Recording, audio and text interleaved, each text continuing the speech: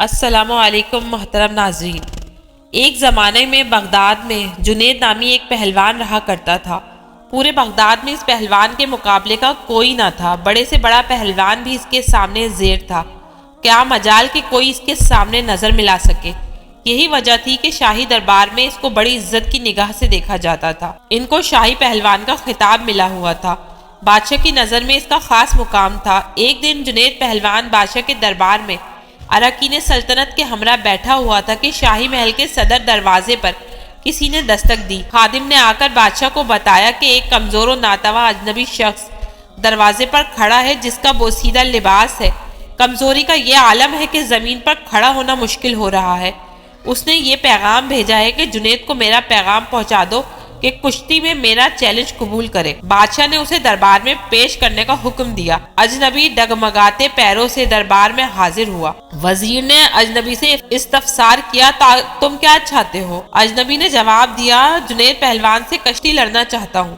وزیر نے کہا، چھوٹا منہ بڑی بات نہ کرو۔ کیا تمہیں معلوم نہیں کہ جنید کا نام سن کر بڑے بڑے پہلوانوں کو پسینہ آ جاتا ہے؟ پورے شہر میں اس کے مقابلے کا کوئی نہیں، اور تم جیسے کمزور شخص کا جنید سے کشتی لڑنا تمہاری ہلاکت کا سبب ہوگا۔ اجنبی نے کہا کہ جنید پہلوان کی شہرت ہی مجھے کھینچ کر لائی ہے، اور میں آپ کو یہ ثابت کر کے دکھاؤں گا کہ جنید کو شکست دینا ممکن ہے۔ میں اپنا انجام جانتا ہوں، آپ اس بحث میں نہ پڑیں، بلکہ میرا چیلنج کو قبول کیا جائے۔ یہ تو آنے والا وقت بتائے گا کہ شکست کس کا مقدر ہوگی۔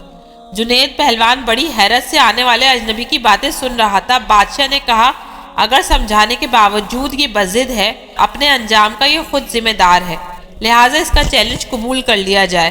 بادشاہ کا حکم ہوا اور کچھ ہی دیر کے بعد کشتی کی تاریخ اور مقام کا اعلان کر دیا گیا۔ پورے بغداد میں اس چیلنج کا تہلکہ مچ گیا۔ ہر شخص کی یہ خواہش تھی کہ اس مقابلے کو دیکھے۔ تاریخ جو قریب آتی گئی، لوگوں کا اشتیاق بڑھتا گیا۔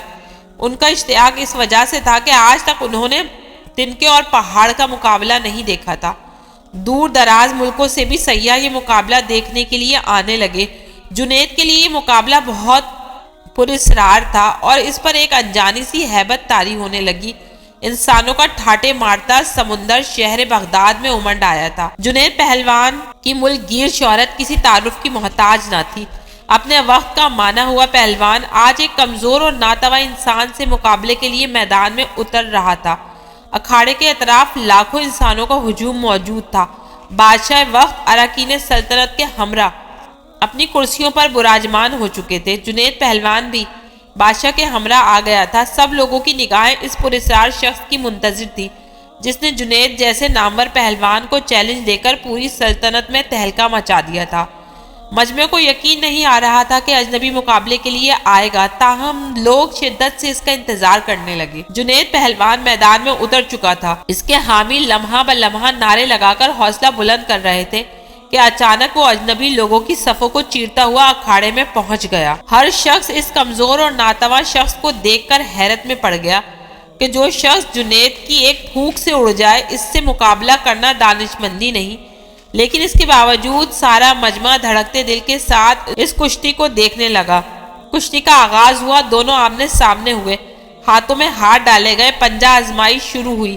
اس سے پہلے کہ جنید کوئی داؤ لگا کر اجنبی کو زیر کرتا، اجنبی نے آہستہ سے جنید کے کان میں کچھ سرگوشی کی۔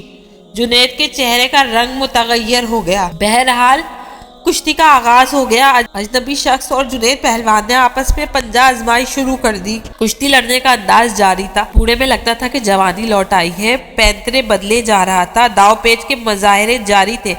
ہجوم کا جوش و خروش بڑھتا گیا۔ جنید داؤ کے جوہر دکھاتا تھا تو مجمع نعروں سے گونج اٹھتا۔ دونوں باہم گتھم گتھا ہو گئے۔ یکایک لوگوں کی پلکیں جھپکی، دھڑکتے دل کے ساتھ آنکھیں کھلی تو ایک ناقابل یقین منظر آنکھوں کے سامنے تھا۔ جنید چاروں شانے چت پڑا تھا اور بوڑھا شخص سینے پر بیٹھا فتح کا پرچم بلند کر رہا تھا۔ پورے مجمع پر سکتہ طاری ہو چکا تھا۔ حیرت کا طلسم ٹوٹا اور لوگوں نے ضعیف فاتح کو کندھوں پر اٹھا لیا۔ میدان کا فاتح لوگوں کے سروں پر سے گزر رہا تھا۔ ہر طرف انعام و اکرام کی بارشیں ہونے لگی۔ ضعیف فاتح پہلوان بیش بہا قیمتی انعامات لے کر اپنے مسکن کی طرف چل دیا۔ اس شکست سے جنید کا وقار لوگوں کے دلوں سے ختم ہو چکا تھا۔ ہر شخص انہیں حقارت سے دیکھتا گزر رہا تھا۔ زندگی بھر لوگوں کے دلوں پر سکہ جمانے والا آج انہی لوگوں کے طعنے سن رہا تھا۔ ضعیف پہلوان کو شاہی دربار سے مکمل انعام و اکرام ادا کر دیا گیا، تاہم بادشاہ وقت کو جنید کی بوڑھے سے شکست ہضم نہیں ہو رہی تھی۔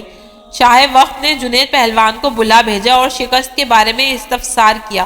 جنید، تم نے ہمیں شرمندہ کر دیا، اپنی شاہی وقار اور عظمت کو پاش پاش کر دیا ہے۔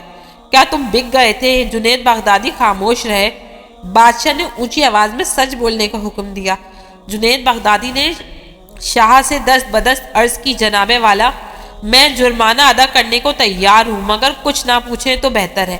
تاہم بادشاہ نے سختی سے حکم کیا، سب سچ بیان کیا جائے۔ جنید پہلوان نے عرض کی، ہاں حضور، میں جان بوجھ کر ہارا ہوں۔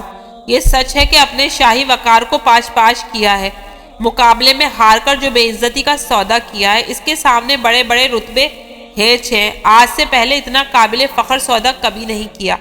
یہ تو بہت ہی سستا سودا کیا ہے کہ جس کا منافع شمار سے باہر ہے۔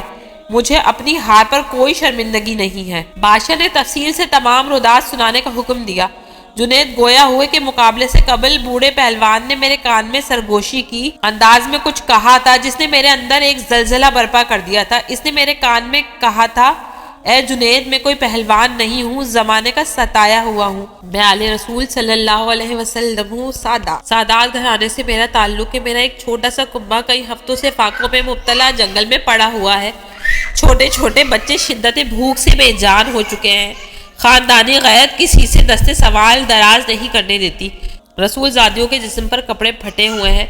بڑی مشکل سے یہاں تک پہنچا ہوں۔ میں نے اس امید پر تمہیں کشتی کا چیلنج دیا ہے کہ تمہیں حضور اکرم صلی اللہ علیہ وسلم کے گھرانے سے عقیدت ہے۔ آج خاندان نبوت کی لاج رکھ لیجئے۔ میں وعدہ کرتا ہوں کہ آج اگر تم نے میری لاج رکھی تو کل میدان محشر میں اپنے نانا جان سے عرض کر کے فتح و کامرانی کا تاج تمہارے سر پر رکھواؤں گا۔ تمہاری ملک گیر شہرت اور اعزاز کی ایک قربانی خاندان نبوت کے سوکھے ہوئے چہروں کی شادابی کے لیے کافی ہوگی۔ تمہاری یہ قربانی کبھی بھی ضائع نہیں ہونے دی جائے گی۔ اجنبی شخص کے یہ چند جملے میرے جگر میں اتر گئے۔ میرا دل گھائل ہو اور آنکھیں اشکبار ہو گئی۔ سید زادے کی اس پیشکش کو فوراً قبول کر لیا اور اپنی عالمگیر شہرت، عزت و عظمت آل رسول صلی اللہ علیہ وسلم پر قربان کرنے میں ایک لمحے کی تاخیر نہ کی۔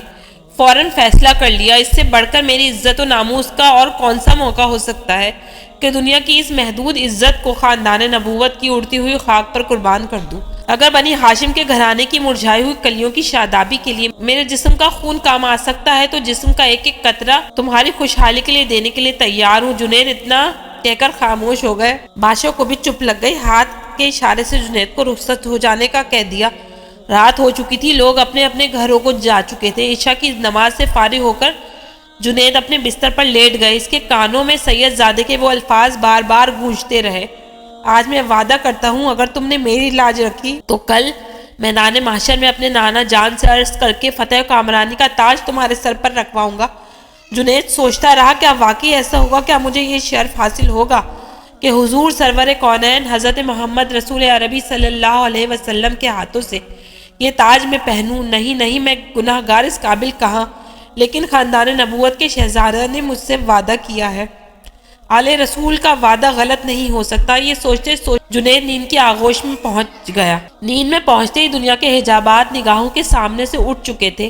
ایک حسین خواب نگاہوں کے سامنے تھا اور گنبد خضرا نگاہوں کے سامنے جلوہ گر ہوا، جس سے ہر سمت روشنی بکھرنے لگی۔ ایک نورانی ہستی جلوہ فرما ہوئی جن کے حسن جمال سے جنید کی آنکھیں خیرہ ہو گئیں، دل کیف سرور میں ڈوب گیا۔ جنید سمجھ گئے یہ تو میرے آقا کریم ہیں جن کا میں کلمہ پڑھتا ہوں۔ فوراً قدموں سے لپٹ گئے۔ حضور اکرم صلی اللہ علیہ وسلم نے فرمایا ہے جنید اٹھو، قیامت سے پہلے اپنی قسمت کی سرفرازی کا نظارہ کرو۔ نبی زادوں کے ناموس کے لیے شکست کی ذلتوں کا انعام قیامت تک قرض رکھا نہیں جائے گا۔ سر اٹھاؤ، تمہارے لیے فتح و کرامت کی دستار لے کر آیا ہوں۔ آج سے تمہیں عرفان و تقرب کے سب سے اونچے مقام پر فائز کیا جاتا ہے۔ تمہیں اولیاء کرام کی سروری کا اعزاز مبارک ہو۔ ان کلمات کے بعد حضور سرور کونین صلی اللہ علیہ وسلم نے جنید پہلوان کو سینے سے لگایا اور اس موقع پر حضور اکرم صلی اللہ علیہ وسلم نے حالت خواب میں جنید کو کیا کچھ عطا کیا اس کا اندازہ لگانا مشکل ہے۔ اتنا اندازہ ضرور لگایا جا سکتا ہے کہ جب جنید نیند سے بیدار ہوئے تو ساری کائنات چمکتے ہوئے آئینے کی طرح ان کی نگاہوں میں سما چکی تھی۔ ہر ایک کے دل جنید کے قدموں میں نثار ہو چکے تھے۔